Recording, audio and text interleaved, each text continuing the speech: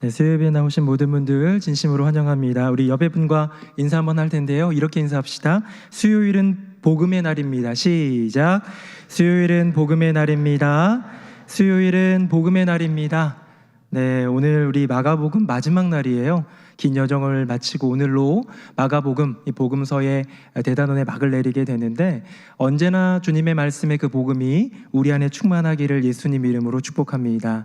다른 많은 성품에 대한 가르침도 있고 또 이렇게 살아야 된다라는 실제적인 지침들도 있지만, 예수님의 이야기가 담겨있는 사복음서 마태, 마가, 누가, 요한, 어쩌면 많이 익숙한 그런 그 스토리들, 이야기들, 뭐 기적이든지 비유이든지 여러 가지 말씀을 어쩌면 평생 살아오면서 제일 많이 들은 게 복음서 아니겠습니까? 예수님의 이야기.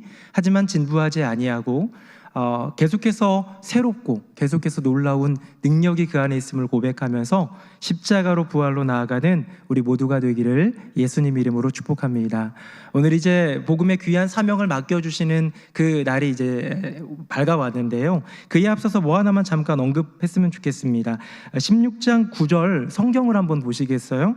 성경을 보시면 마가복음 16장 9절, 예수께서 안식 후라고 할 때에 거기서부터 이제 이걸 뭐라고 하나요? 꺽쇠라고 하나, 이렇게 괄호가, 대괄호가 하나 쳐져 있지요.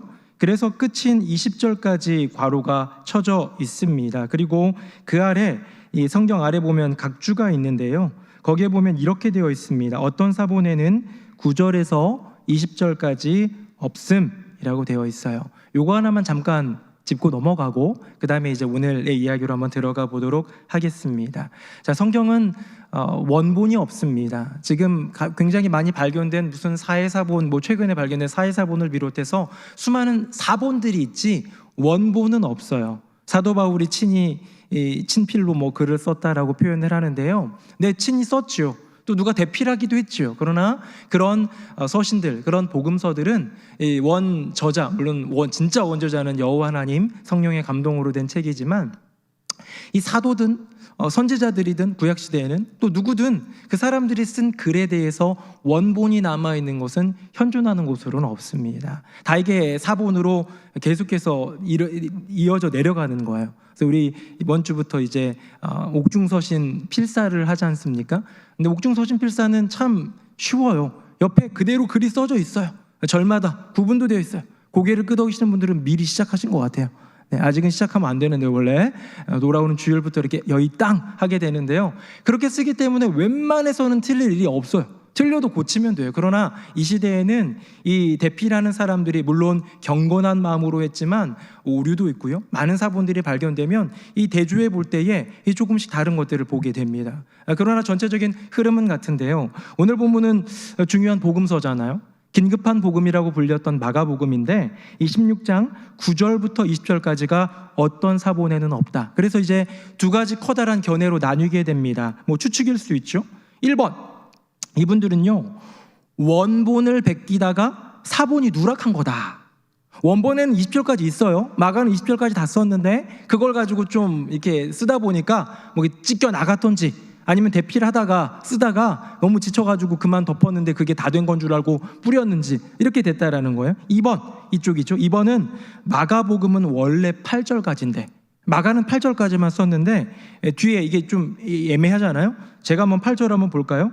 여자들이 몹시 놀라 떨며 나와 무덤에서 도망하고 무서워하여 아무에게 아무 말도 하지 못하더라. 이걸로 끝나는 건 좀 이상하지 않습니까?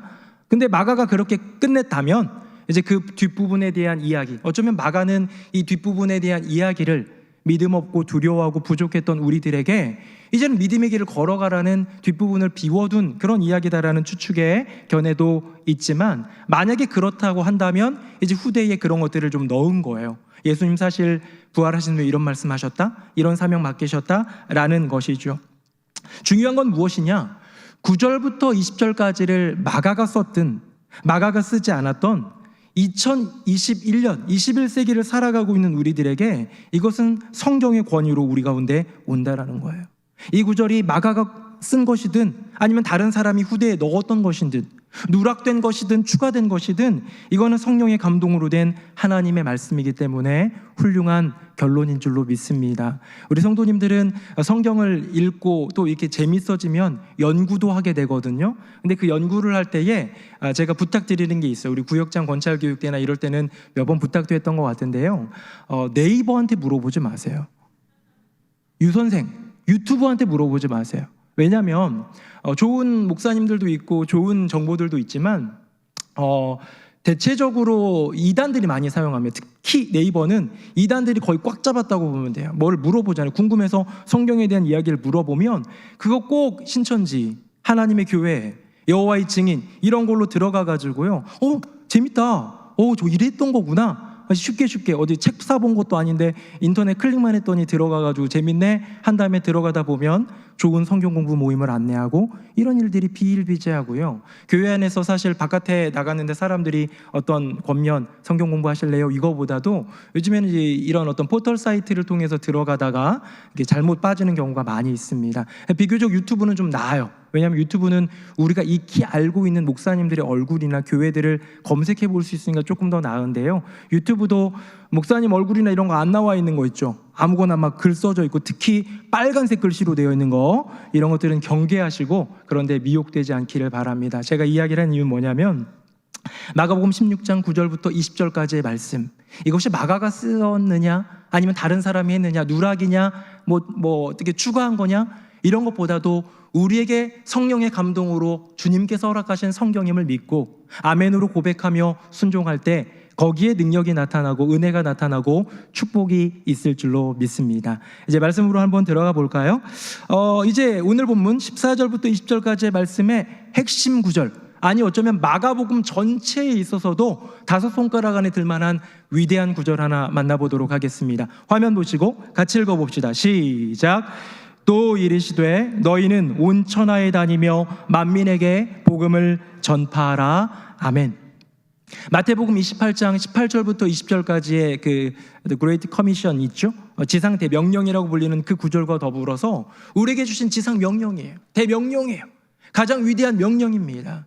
명령이라고 말하는 것이 참 어려운 시대잖아요. 누가 나한테 감히 명령을, 대통령도 나한테 명령할 수 없고 그런 생각이 좀 많이 있는 이런 시대이지만 여호와 하나님이 명령한다면 우리는 순종해야 할 줄로 믿습니다. 우리 구원하신 분이잖아요. 우리를 살리신 분, 아니 우리를 만드신 분이 여호와 하나님이기 때문에 또한 우리를 위해 가장 선한 계획을 갖고 계신 분이기 때문에 그분의 명령이라면 아멘 하고 고백해야 될 텐데요. 이 복음에 대한 귀한 사명, 그 명령 바로 이 마가복음 16장 15절 온 천하에 다니며 복음을 전파하라는 주님의 부름이 우리를 향한 몇몇 선교사님들이나 몇몇 헌신된 사람들이 아니라 그 너희에는 바로 우리가 있음을 고백하는 저와 여러분 되기를 예수님 이름으로 축복합니다. 여기 보면 복음이라는 단어가 나오는데요. 사전적인 정의를 한번 보도록 하겠습니다. 화면 보겠습니다. 이 복음은 복된 소식, 한자어로도 복된 소식이라고, 복된 어떤 소리라고 할 수도 있죠. 이 가스펠이라는 것은 옛날 이 그 앵글로 섹슨 그 언어로서 갓스펠, 하나님이 말씀하셨다라는 그런 뜻입니다. 이제 이게 원어로 보면 유앙겔리온인데요. 이 유앙겔리온은 유 플러스 앙겔리온인데 유는 조은이고 앙겔리온은 소식이에요. 말 그대로 좋은 소식이에요. 제가 이거를 좀 사전으로 좀 찾아봤더니 이 교회 용어 사전으로 먼저 나오더라고요. 이렇게 되어 있습니다. 전쟁의 승전보 또는 자녀 탄생의 매우 기쁜 소식을 이야기한다. 아기가 나왔어요. 너무 기쁘잖아요. 다들 동네가 그냥 떠들썩할 정도로 행복해하고 소리 지를 수 있죠. 전쟁에서 승리했습니다. 이 승리의 소식을 전해주는, 우리가 이겼습니다 외치는 이 소식, 왕이 기다리고 백성이 기다리는 그 기쁨의 소식, 너무나도 귀하지 않습니까? 원래 이게 유앙겔리온이었다는 거예요. 근데 이게요, 뒤에 봅니다. 그러나 하나님께서 예수 그리스도를 통해 인간을 구원하신다는 기쁨의 복된 소식 이후, 이것은 거의 고유명사로 이 복된 소식으로만 사용된다는 거예요. 자, 무슨 말이냐? 너무너무 소중한 내 생명과도 같은, 아니 내 생명보다 더 귀한 내 생명이 태어났어요. 내 아기가 태어났어요. 너무너무 기쁜 소식이죠. 이 나라를 지켰고 이 나라가 승리했다라는 승전보, 그 소식이 왔죠. 이것만큼 인간에게 기쁨을 줄 수 있는 소식이 없는 것 같은데 이런 인간의 소식보다, 인간의 기쁜 소식보다 비교할 수 없는 큰 소식, 하늘의 소식, 하늘에서 우리에게 행한 소식, 그 우리에게 적용되는, 우리가 구원받은 그 소식이 등장하게 되자 저 전쟁에서 이긴 승전보나 아이가 태어나는 그런 어떤 기쁨보다도 더 큰, 비교할 수 없는 기쁨이기 때문에 고유명사화된 것이죠. 사랑하는 성도님들, 저는 여러분들을 축복합니다. 뭐냐? 여러분들의 인생 가운데 기쁜 소식이 가득하기를 예수님 이름으로 축복합니다. 자녀도 잘 되고 건강하고 병 걸렸는데 좀 주님이 치유도 해주시고 사업도 잘 되고 막 많은 일들이 있죠. 다 기쁜 소식이에요. 여러분의 인생 가운데 복음의 작은 이야기들이 많이 있어지기를 바라지만 정말로 중요한, 진짜 우리가 복음 얘기하면 아기 낳은 걸 복음이라고 얘기하지는 않잖아요. 전쟁에서 승리한 거 복음이라고 얘기하지 않잖아요. 금메달 딴 거 복음이라고 얘기하지 않잖아요. 어떤 내가 원하던 것을 성취했다고 그것을 복음이라고 하지 않듯 진짜 복음인 여호와 하나님의 복음, 예수 그리스도의 십자가와 부활이 여러분의 인생 가운데 가장 큰 기쁨, 영원토록 이어지는 감격이 되기를 예수님 이름으로 축복합니다.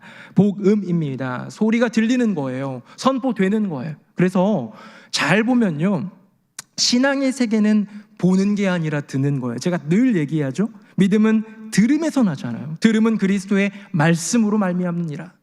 예수님이 살아나신 거, 부활하신 거 눈으로 보았는데도 아직도 의심하는 사람들이 있었다고 얘기하는 것을 볼 때에 본다고 다 믿어지는 게 아니에요. 그러나 이 영적으로 우리 인간이라는 구조는요, 눈으로 봐서가 아니라, 눈으로 보는 세상은 사실 어떻게 보면 가려져 있는 세상이에요.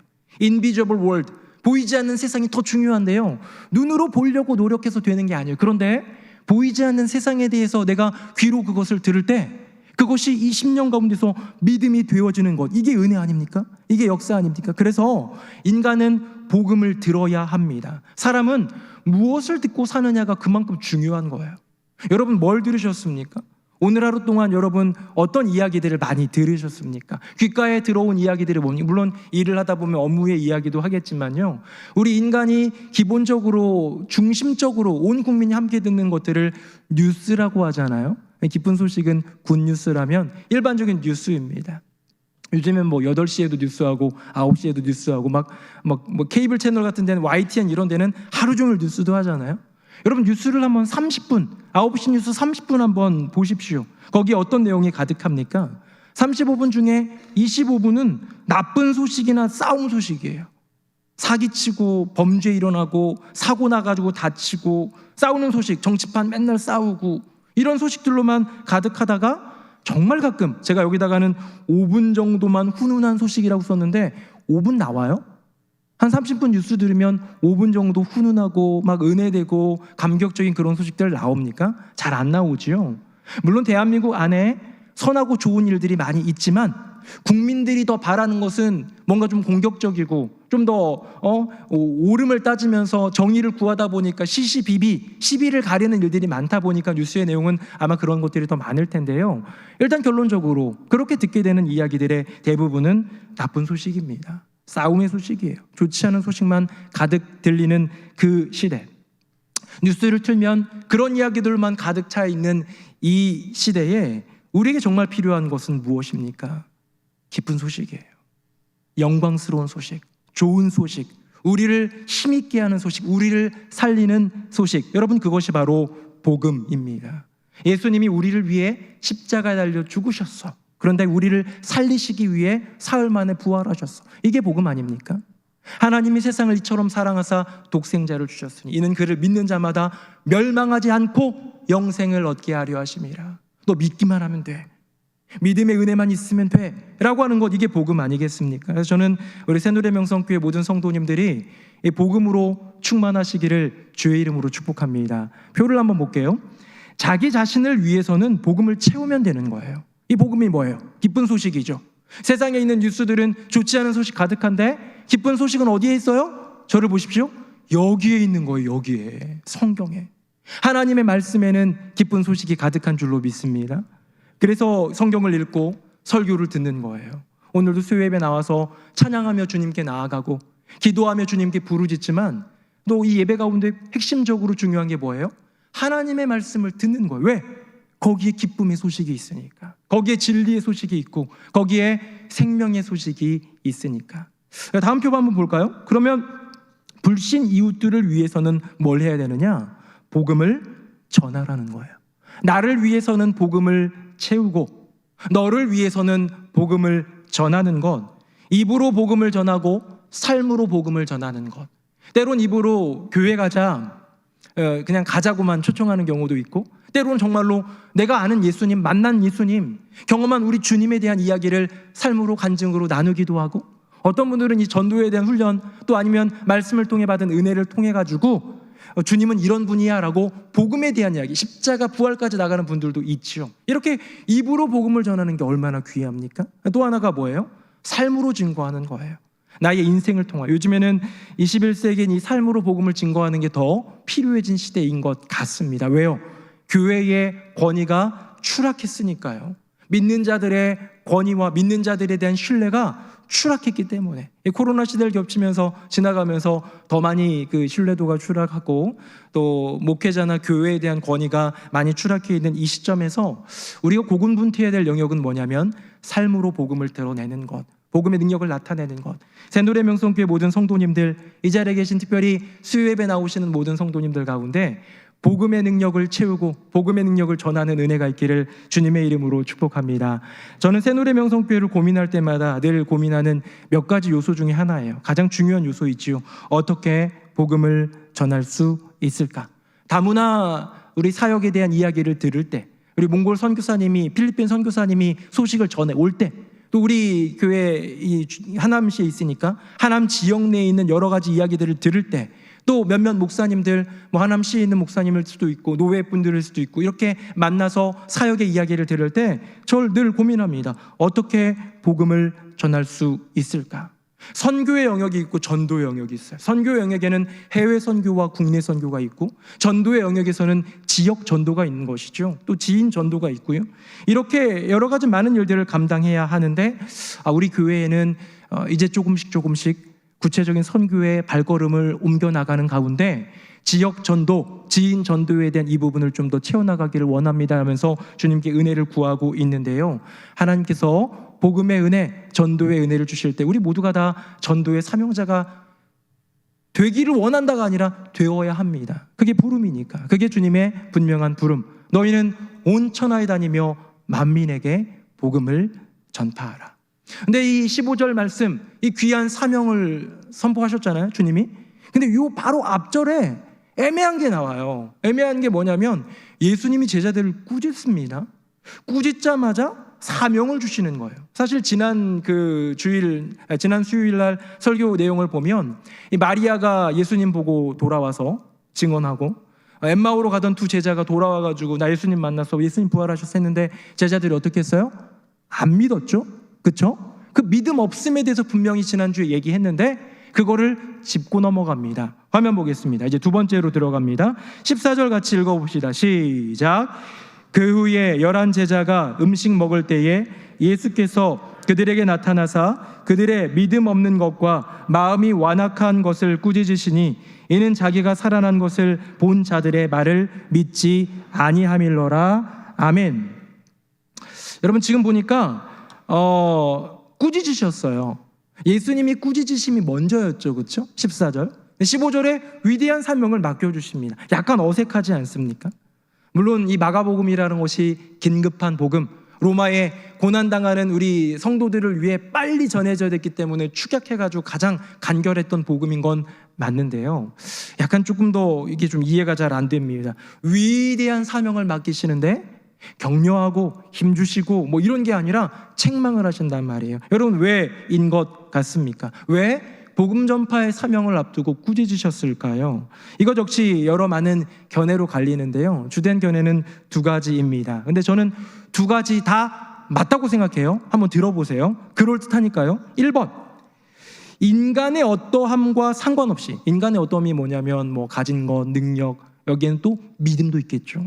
여러분 우리 인간에게는 믿음이 있어야 되잖아요, 그리스도인에게는. 근데 그런 믿음을 비롯한 모든 인간의 어떠함과 상관없이 복음 전파는 하나님의 능력으로 이루어지기 때문이다. 아멘. 맞죠? 여러분 맞습니까? 우리가 부족해도, 우리가 연약해도, 우리가 넘어져도 여호와 하나님이 행하시는 그 선교, 여러분 아십니까? 우리 최근 선교의 어떤 그 학의 중심 주제가 뭐냐면 사실 최근도 아니죠. 꽤 오래됐습니다. 미시오 데이. 데이는 하나님이란 뜻이고요. 미시오는 이제 선교, 미션은 이제 원어가 되겠죠. 미시오 데이, 하나님의 선교예요. 결국 하나님이 하시는데 그 하나님의 일에 우리를 동참케 하시고 부른다라는 거지. 뭐 우리가 저 안 할게요. 뭐 예를 들어서 택배 우리 이렇게 해주시는 분들이 너무 속상하고 힘들어가지고 파업하면 마비가 돼버리잖아요, 그렇죠? 덜어는 파업을 안 하니까 이 운동 돌아가는 거지. 다 파업해 보세요, 안 되잖아요. 우리나라의 모든 요소 가운데에 총파업을 해버리면 그건 안 되는 거예요. 버스가 파업해버린다, 모두가 다. 그러면 우린 버스는 못 타고 지하철만 타야 되는 거예요. 마찬가지 아닙니까? 그런 것처럼 저 안 할래요 라고 한다고 선교가 멈춰요? 아니잖아요.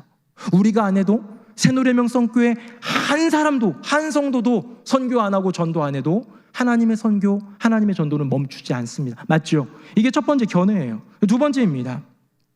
이 두 번째 것도 맞는 거예요. 틀린 거 아닙니다. 자, 두 번째 견해. 지금 예수님은 더 크고 견고한 믿음을 요구하시며 믿음으로 사명을 감당하라는 분명한 권고이다. 맞죠? 이것도 맞죠? 이것도 맞는 거예요. 주님께서 분명히 믿음을 권고하시면서 믿음으로 그 사명을 이루라라고 명확하게 말씀하고 계시는 건데, 지금 이게 마가가 의도한 건 무엇이냐가 중요한 것이죠. 이 첫 번째 명제와 두 번째 명제 둘 다 그럴듯해 보이고 고개가 끄덕여지고 아멘이 나오는 이유는 둘 다 맞기 때문이에요. 맞는 것이지만 저는 후자가 더 맞다고 생각합니다. 전자가 틀리다는 게 아니에요. 마가가 의도한 이 배열은 후자가 더 맞다고 생각을 하는 거예요. 믿음 때문이라는 것이죠. 왜냐? 자, 믿음 없음을 꾸짖으셨습니다. 그 다음에 온 천하에 다니며 복음을 전파하라 얘기하셨죠. 그 다음에 뭐 나오는지 아세요? 믿음. 계속 믿음이 강조되거든요. 조금 이따가 본문을 보겠지만 믿음의 이야기가 강조되는 것을 볼 때에 지금 예수님은 우리에게 말씀하고 있는 거예요. 사랑하는 나의 제자들아, 나의 자녀들아, 나의 백성들아, 나는 나의 선교, 아버지 하나님 나라를 이루기 위한 그 위대한 선교, 그 일을 이룰 때에 너희들과 함께 일을 이루기를 원하는데 이 사명을 맡기 위해서 너희들에게 필요한 것은 믿음이다 라고 얘기하는 거예요. 여러분, 사명자에게 전제 조건이 무엇입니까? 돈입니까? 시간입니까? 내가 좀 여유가 있어야 돼요? 시간적으로나 물질적으로나 여유가 있어야 가능한 거예요? 아니면 뭐 어떤 내 안에 어떤 그런 열정이나 열심, 아니면 좀 리더십이라든가 이런 것들입니까? 그런 것들이 있으면 효과적일 수 있겠지만 정말로 필요한 것은 믿음 아니겠습니까? 복음에 대한 믿음이요, 이 믿음 가지고 나아갈 때, 복음을 전할 때에 주어지는 고난과 어려움들, 이런 것들을 이겨낼 만한 견고한 믿음 아니겠습니까? 우리나라 야구 감독들 중에 꽤 유명했던 감독, 지금은 감독 안 하는데요, 김성근 감독님이라는 분이 계십니다. 우리나라 이거 SK라는 그 그룹, 그 야구팀의 감독이었고 또 한화라는 곳에 이제 감독으로도 했었는데요. 이분에게 굉장히 유명한 그런 늘 그 훈련 스타일이 하나 있는데요. 그게 뭐냐면 일명, 본인이 지은 건 아닌데요, 지옥의 펑고라는 거예요. 지옥의 펑고. 이 지옥의 펑고는 뭐냐? 전지훈련을 갔잖아요. 전지훈련을 갔는데 야구 선수들은 포수를 비롯하여 투수를 비롯하여 모든 9명의 선수가 다 수비할 때는 수비에 집중해야 되잖아요. 수비의 기본이 뭐냐면 공이 날아올 때 그걸 잡는 거예요. 딱 쳐가지고 올라가는데요, 그걸 바라보고 있다가 외야수가 착지 지점 어디가 떨어지겠다 찾아가지고 글러브로 딱 잡아내는 게 기본이에요. 여러분, 외야수 저 멀리까지 볼이 나아갔는데요, 이렇게 자연스럽게 날아오는 공을 딱 잡았다고 해서 박수 칩니까? 잘 안 쳐요. 아주 기가 막히게 홈런으로 넘어가는 거 막 잡아내면은 박수 치는 경우는 있지만 잘 안 쳐요. 왜? 당연한 거니까. 프로 선수라면 이 공을 잡아내는 건 당연한 거니까 치지 않는 것 같습니다. 이 지옥의 펑고가 뭐냐? 두 사람을 이제 그 야구장에 불러가지고요 놓고 그다음에 이 김성근 감독이, 나이도 70이 넘은 감독이 이렇게 딱 서가지고 야구 바따를 들고 공을 딱 이렇게 막 모아와요. 2시간 30분 동안 약 1000개의 공을 사용해가지고요 들어가지고 딱 때리는 거야. 아무데나 때리는 거야. 그럼 그거를 잡느라고 슬라이딩하고 뒹굴고 하면서 1000개의 공을 잡으려고 노력하다 보면 온몸이 흙으로, 온몸이 땀으로 범벅이 되고 유니폼이 완전 다 찢어져 버리는 그런 지옥의 펑고라고 하는 훈련을 한다고 합니다. 여기에는 고참도 예외가 없습니다. 연봉 10억을 받는 사람이나 1000만 원을 받는 사람이나 똑같아요. 이제 30대 중반에 이르는 이제 은퇴할 선수나 아니면 이제 20세 새내기 선수 상관없어요. 누구에게나 똑같아요. 왠지 아세요? 야구 선수의 수비의 기본이 공 잡는 거기 때문에. 철학이 확실해요. 공 잡는 건 기본이니까 그거 훈련시킨다는 거예요. 여러분, 우리 그리스도인에게는 뭐가 기본입니까? 다른 게 기본이 아니라 믿음이 기본인 거예요. 사랑하는 성도님들, 기본에 충실한 우리 교회 되기를 축복합니다. 우리에게 믿음이 있어야 되는 거예요. 우리에게 신앙의 연수가 중요한 게 아니에요. 내가 30년이나 교회 다녔다, 내가 자주 얘기하지만요, 딱 30년 되는 분들은 찔리시겠어요. 조금 그런 의도는 아닙니다. 30년 되시고 40년 되시면 귀한 거죠. 그렇게 믿음을 지켜온 거고 많은 어려움들을 견뎌내신 건데요, 그런 연수가 나를 지켜주는 것이 아니라, 교회 안에서의 직분이 나를 지켜주는 것이 아니라, 담임 목사나 교구장이나 어떤 교육자들과의 친밀한 관계나 카톡을 주고받을 수 있는 그런 걸로 내 신앙이 지켜지는 것이 아니라, 주 예수 그리스도의 십자가에 대한, 부활에 대한 견고한 믿음만이 나를 지키고 나로 하여금 주님의 일을 감당하게 하는 줄로 믿습니다. 김성근 감독, 수비할 줄 모르면 그게 야구 선수야? 라는 어쩌면 좀 거칠어 보이는 그런 도전이 있는 것처럼 우리에게도 필요한 것이죠. 저는 오늘 설교의 제목을 믿음 그리고 사명이라고 정해 보았는데요. 믿음 그리고 사명, 요거를 이제 그 전지라고 하죠. 건전지를 볼 때에 병렬식이 있고 직렬식이 있어요. 그렇죠? 병렬식은 뭐예요?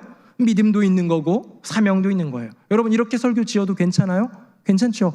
믿음 그리고 사명.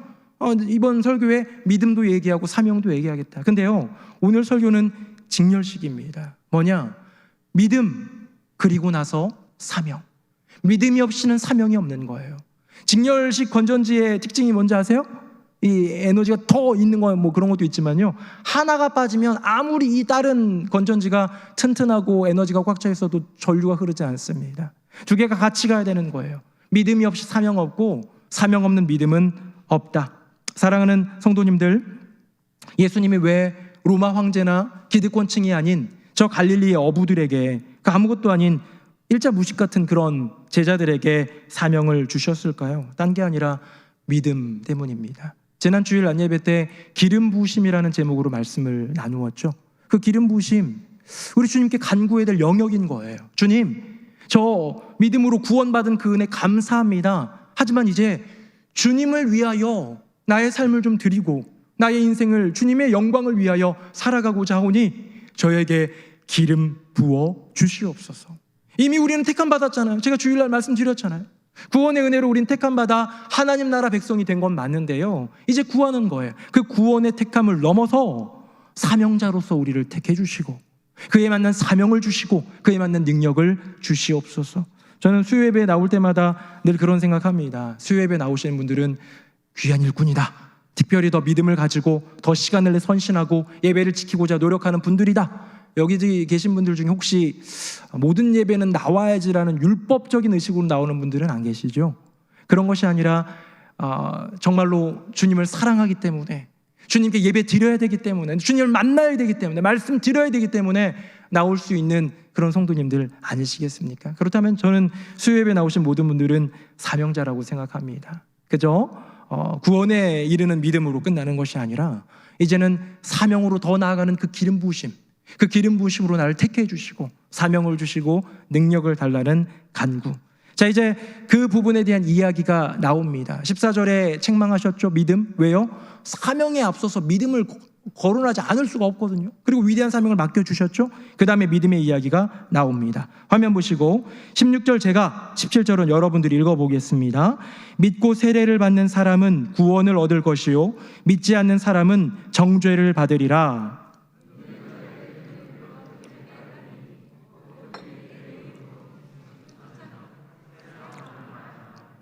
네, 18절까지 이어지는 이야기이긴 한데요, 16절, 17절에 보면 믿음에 대한 이야기가 두 명이 나와요. 두 부류가 나옵니다. 자, 16절에는 믿고 세례를 받는 사람이죠. 그렇죠? 그 다음에 17절은 누구냐면 믿는 자들에게 따르는 표적을 얘기하죠.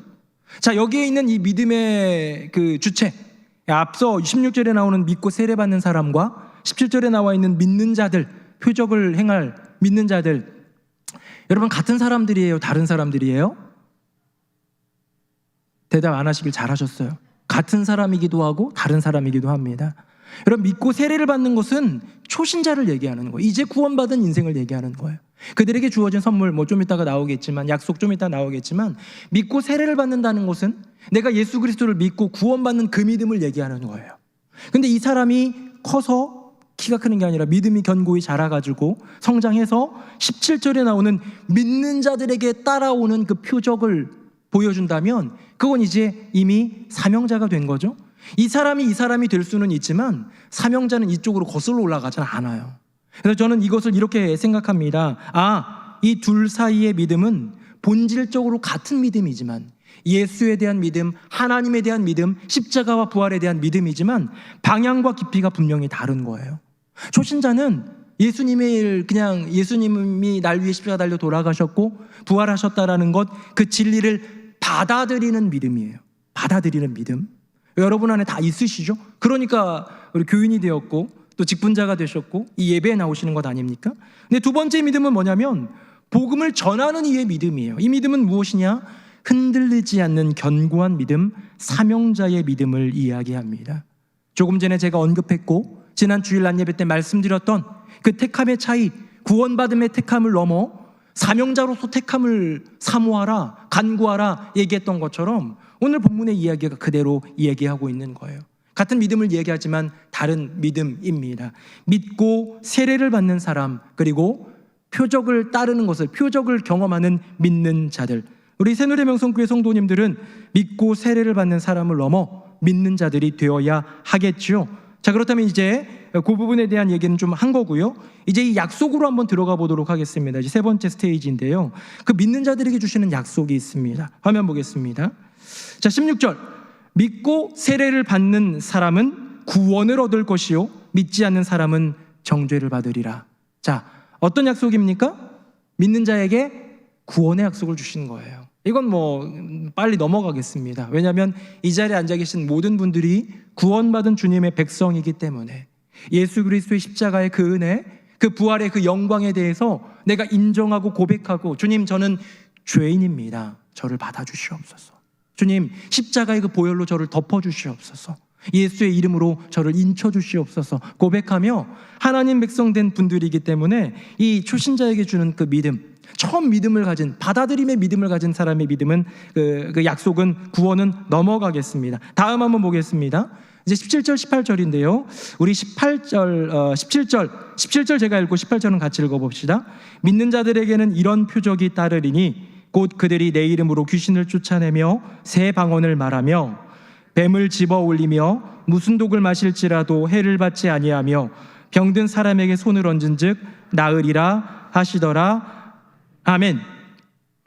첫 번째 믿음이, 16절의 믿음이, 그 믿는 자들이 받는 그 세례, 그 구원이 우리가 이미 누리고 있는 하나님 주신 구원이라는 선물이라면, 이 두 번째 믿음, 사명자의 믿음은 조금 더 나아갔죠. 뭐냐?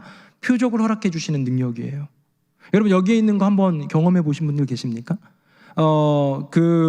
어떤 약간 이단성 있는 분들이 그런 거 많이 하는데요. 우리는 이거 먹어도 죽지 않는다, 하나님 우리를 지켜주실 거다 해가지고 독약 먹고 자살하는 분들 되게 많이 있어요. 저는 되게 궁금한 게 뭐냐면, 그분들은 이거를 먹고 자살해서 천국에 갈 거라고 생각을 한 건지, 아니면 먹어도 정말로 괜찮을 줄 알았는지, 난 그게 궁금해요. 그런 분들이 있습니다. 실제로 있습니다. 독을 마실지라도 해를 받지 아니하는 것, 뱀을 집어 올려도 보호받는 것, 이런 일들. 여러분, 믿음이 있으시면 뱀 이빨에 독이 있는 뱀 꼬리 잡으실 수 있으시겠어요? 쉽지 않지 않습니까? 우리의 인생 가운데 주어진 삶의 자리 가운데에 이 모든 일들은 실제로 이루어집니다. 그런데 제가 보니까요, 하나님께서 필요로 하시는 곳에서 역사하시는 것 같아요. 필요로 하시는 것. 제가 그 미션 퍼스펙티브라고 선교적 관점에서 굉장히 좀 두꺼운 책을 좀 배우고 이런 적이 좀 한번 있었었는데요.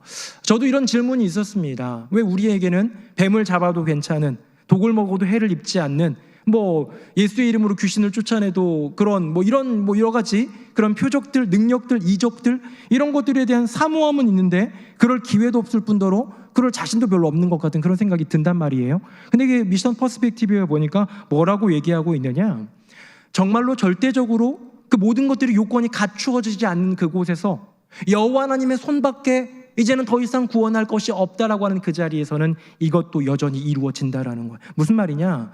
우리 병원 있죠? 감기 걸리면 어디 가면 되는 거예요?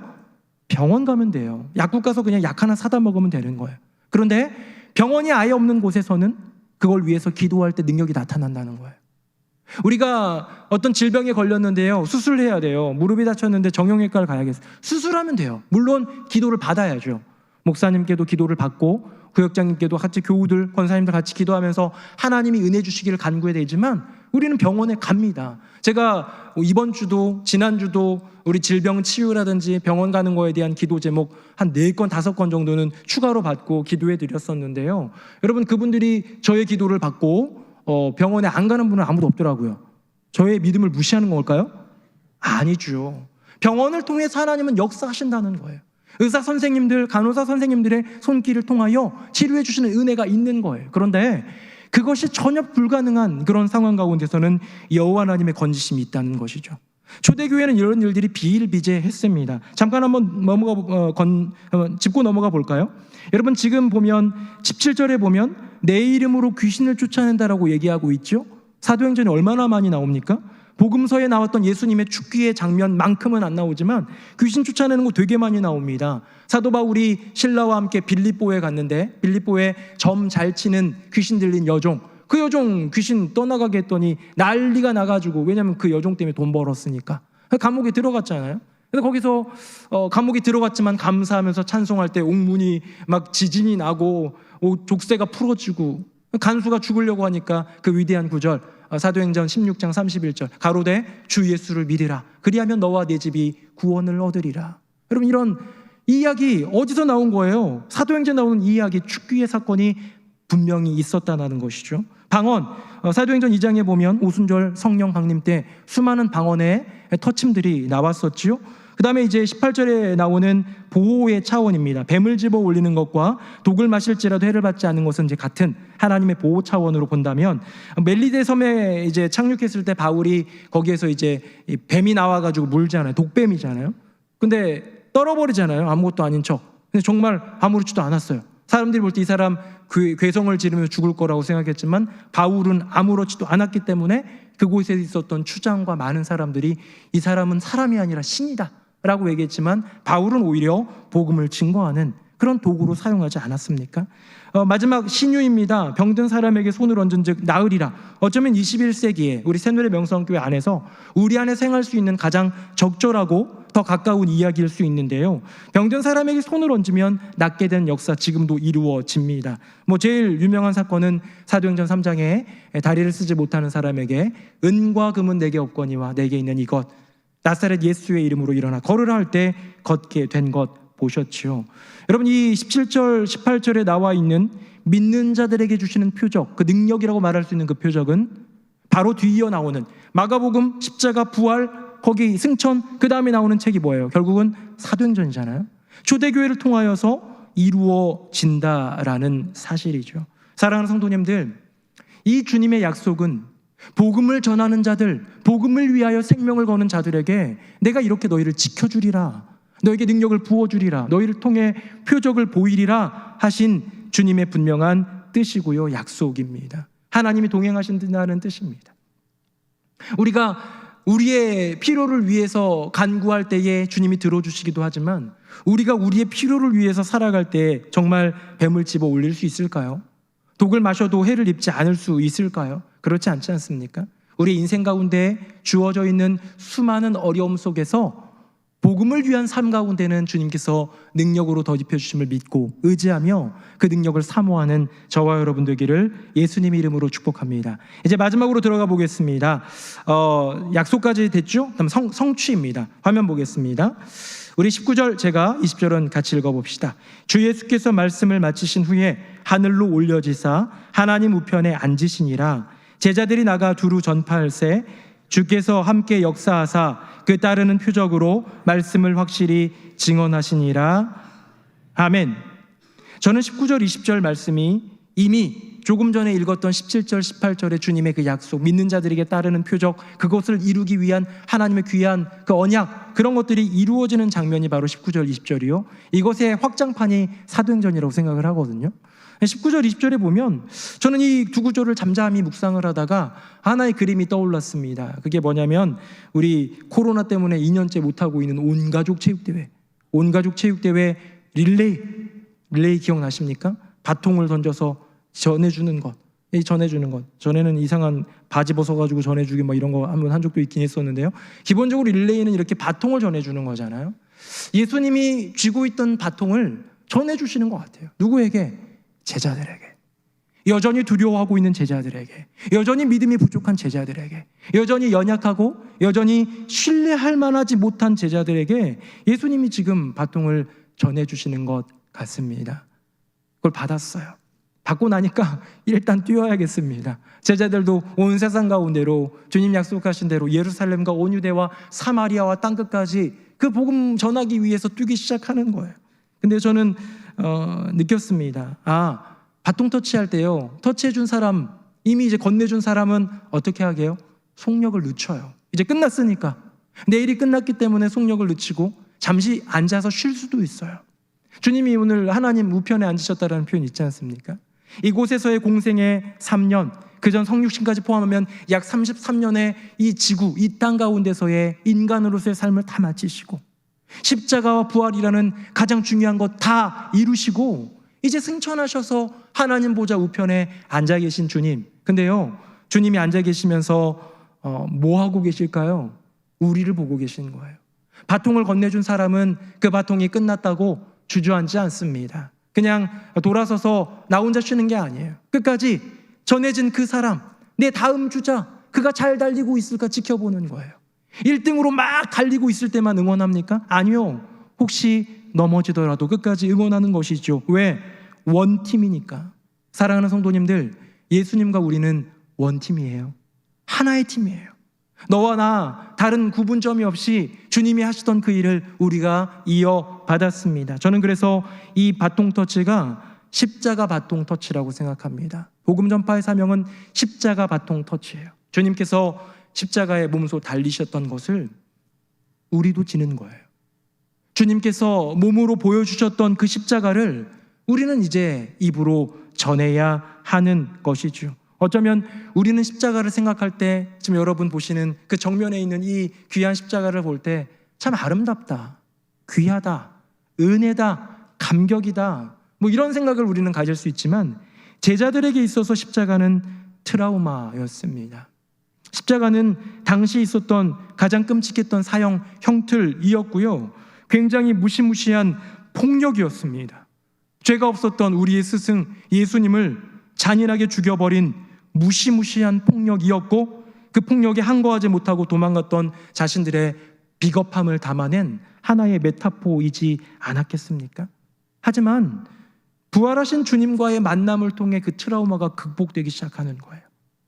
기도하기 시작하자 임하시는 보혜사 성령님 때문에 내게 새 힘을 주시는 주님을 만나기 시작하는 거예요. 사랑하는 성도님들, 예수님께서 지셨던 십자가, 예수님께서 몸소 보여주셨던 그 십자가, 그 바통 이어받으셨습니까?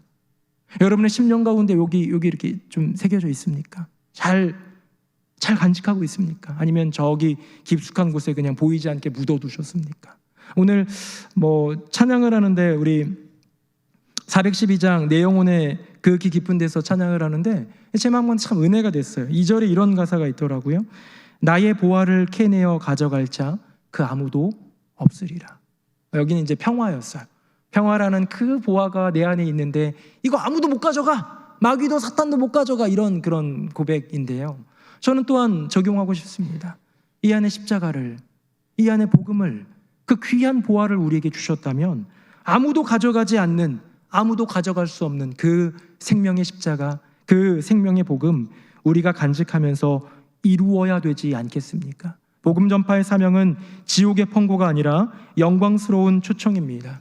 하나님이 계획하셨고 예수님을 통해서 시작하신 그 복음, 성령님을 통해서 동행하며 이루라는 가장 고귀한 사명이 복음 전파의 사명인데요, 그 사명의 길에 동참하는 저와 여러분 되기를 예수님 이름으로 축복합니다.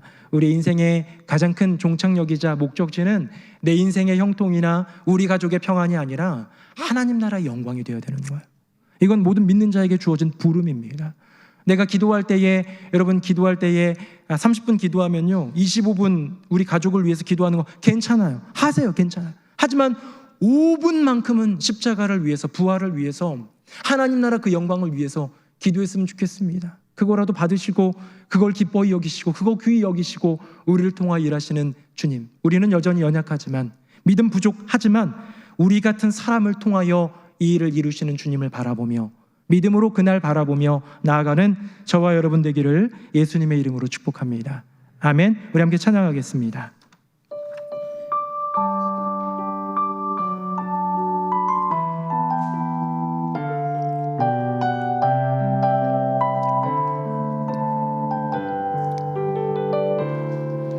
내 눈 주의 영광을 보네. 우리 가운데 계신 주님, 그 빛난 영광 온 하늘 덮고, 그 찬송 온 땅 가득해. 내 눈 주의 영광을 보네. 찬송 가운데 서신 주님, 주님의 얼굴은 온 세상 향하네. 권능의 발을 드셨네. 주의 영광 이곳에 가득해. 우린 선해 주님과 함께 찬양하며 우리는 전진하리. 모든 열방 주 볼 때까지 내 눈 주의 영광을 보내. 내 눈 주의 영광을 보내. 우리 가운데 계신 주님, 그 빛난 영광 온 하늘 덮고, 그 찬송 온 땅 가득해. 내 눈 주의 영광을 보내. 찬송 가운데 깨우신 주님, 주님의 얼굴은 온 세상 향하네. 권능의 발을 드셨네. 주의 영광 이곳에 가득해. 우린 선해 주님과 함께 찬양하며 우리는 전진하리. 모든 열방 주 볼 때까지 주의 영광 이곳에 가득해. 주의 영광 이곳에 가득해. 우린 선해 주님과 함께 찬양하며 우리는 전진하리. 모든 열방 주고 다시 한번 고백합니다. 주의 영광, 주의 영광 이곳에 가득해. 우린 선해 주님과 함께 찬양하며 우리는 전진하리. 모든 열방 주고 우리 마지막으로 한 번만 더 고백합니다. 주의 영광 이곳에 가득해. 우린 선해 주님과 함께 찬양하며 우리는 전진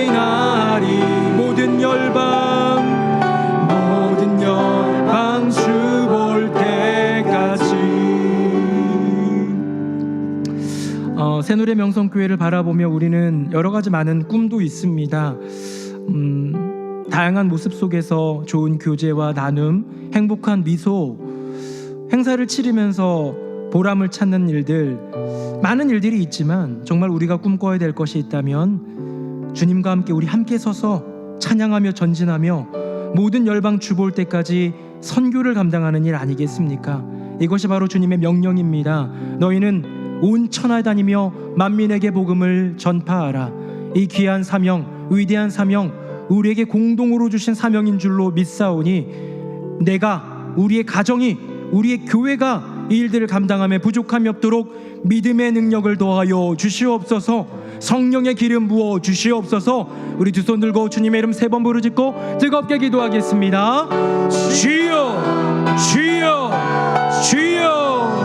살아계신 아버지 하나님, 우리 인생 가운데 주신 주님의 분명한 부름이 있음을 믿습니다. 우리 각 가정 가운데 주신 주님의 사명이 있음을 믿습니다. 주님, 우리 새누리 명성교회 하나님께서 자기의 피값을 치르시고 사신 이 귀한 교회 가운데 주님의 분명한 부르심이 있는 줄로 믿습니다. 그것은 복음 전파인 줄로 믿습니다. 너희는 온 천하에 다니며 만민에게 복음을 전파하라. 이 귀한 구절 우리의 심령 가운데 새기며 믿음으로 나아갈 수 있도록 은혜 도하여 주시옵소서. 예, 주님, 우리는 제자들처럼 연약합니다. 두려워합니다. 나의 인생 눈앞에 펼쳐져 있는 여건들을 바라보며 두렵고 낙담하고 넘어질 수밖에 없습니다. 하지만 연약한 제자들을 통하여 이 일들을 이루셨던 것처럼 믿음을 권고하고 믿음의 능력을 더하여 주시고 성령의 기름 부어주시고 여호와 하나님의 그 역사하심을 더하여 주셔서 예수 그리스도의 이름을 더하여 주시고 보혜사 성령님의 권능을 더하여 주셔서 이 일들을 감당하게 하여 주셨던 것처럼 우리도 그 일 감당케 하여 주시옵소서. 주님의 부름 따라 믿음으로 나아가게 하여 주시고 우리의 손에 쥐어주신 십자가 바통 끝까지 붙들고 믿음으로 나아갈 수 있도록 은혜 도하여 주시옵소서. 이 일에 그 어느 누구도 예외가 없음을 고백하며 믿음으로 나아가게 하여 주시고 우리 교회학교 어린아이들로부터 우리 어른들에 이르기까지 모든 세대가 함께 꿈꾸며 믿음으로 나아가는 사명을 감당하는 우리 교회가 되게 하여 주시옵소서. 아멘. 살아계신 아버지 하나님, 너희는 온 천하에 다니며 만민에게 복음을 전파하라. 몇몇 제자들, 남아있는 제자들에게 주신 말씀이 아니라 2021년 우리에게 주신 말씀인 줄로 믿습니다. 우리 각 사람에게 주신 분명한 부르심 잊지 않게 하여 주시고 잃어버리지 않게 하여 주시옵소서. 주님께서 몸소 보여주신 십자가 그 길, 그 십자가 바통을 우리에게 넘겨주셨으니 저 하늘 보좌에서 우리를 향하여 응원하시는 주님, 충보하시는 주님을 기억하며 새 힘 얻어 능력으로 전진하며 나아가는 우리 모두가 되게 하여 주시옵소서. 우리 각 개인이 꿈꿔야 될 선교의 사명, 우리 가정이 기도하며 이루어야 될 그 복음의 사명, 새누리 명성교회 공동체에 주신 그 전도와 선교의 그 사명 이루게 하여 주시옵소서. 순종케 하여 주시옵소서. 그리하여 많은 열매로 하나님께 영광 돌리는 한 분 한 분의 인생, 복된 가정들, 그리고 우리 새누리 명성교회가 되게 하여 주시옵소서. 진정한 복음으로 이 땅에 오신 우리 주 예수 그리스도의 이름으로 기도드립니다. 아멘.